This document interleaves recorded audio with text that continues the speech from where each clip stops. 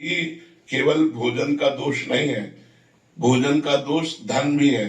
किस धन से भोजन आया है, जिस धन से भोजन आया है उसका प्रभाव हमारे ऊपर पड़ेगा, भले वो सात्विक मूंग की दाल और रोटी हो, लेकिन वो धन अशुद्ध प्रकृति से कमाया गया है, पाप कर्म से कमाया गया है और मुझे दिया गया है, तो मेरी बुद्धि पर उसका फर्क पड़ जाएगा, उसको बुद्धि भ्रष्ट हो जाएगी।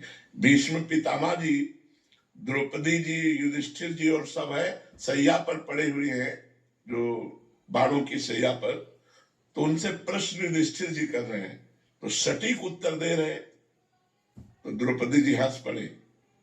तो भीष्म जी ने कहा, बेटा हंसी क्यों, उपदेश कोई हंसने वाला तो है नहीं।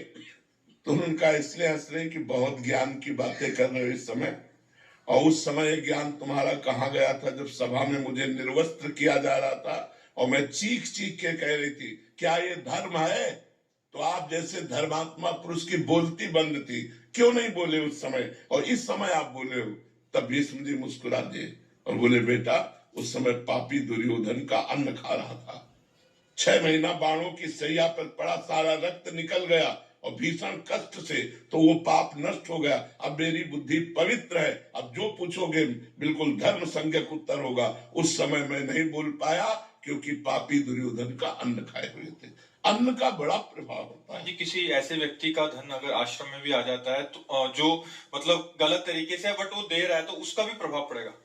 हम तो मतलब इतना तक महापुरुषों से सुने हुए हैं कि एक बार एक संतों की मंडली ग्राम से निकली, तो एक धनी मानी ने निमंत्रण दिया, सब संतों ने प्रसाद पाया और सुबह एक दूसरे की तरफ देखते हुए कहा कि आज तो हमारा संयम नष्ट हो गया।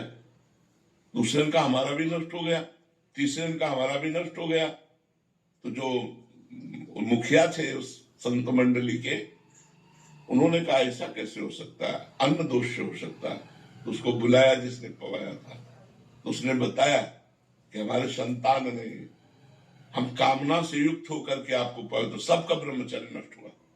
मतलब भोजन का इतना बड़ा प्रभाव है कि धन भी पवित्र है, लेकिन आपकी कामना बनाते समय किस भाव में, वो उसका प्रभाव होता है। तो हम लोगों को ये देखना है कि थोड़ा हमारा जो लेने का ढंग है, अब जैसे अपने यहाँ है तो बिल्कुल भगवान के आश्रित है। अगर आप 100 रुपया निकाल कर रखते हैं तो हम यही समझते हैं मेरे भगवान ने इसे प्रेरित किया है, क्योंकि मुझे पता है यहां वही दे सकता है जिसको श्री जी प्रेरित करेंगी। तो ये उनके मेहनत की कमाई है, वो 100 रुपया की दाल आए